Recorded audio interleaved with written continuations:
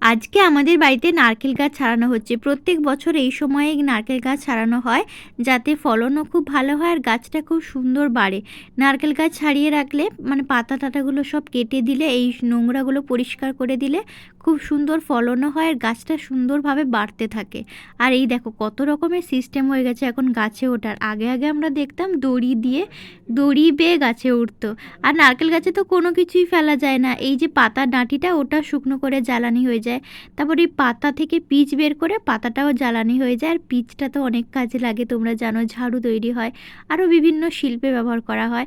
আর নারকেলগুলো তো মানে কাজে লাগেই। আর এই ফুলগুলো না আমার ভীষণই ভালো লাগে। আজকে বাসন্তী পোলাও বানিয়েছিলাম একদম ঝুরঝুরে করে। তার সাথে ছিল বেগুনি, পাঁপড় ভাজা আর ডিম কষা, আমার ভিডিওর জন্য, ইটিং শোয়ের।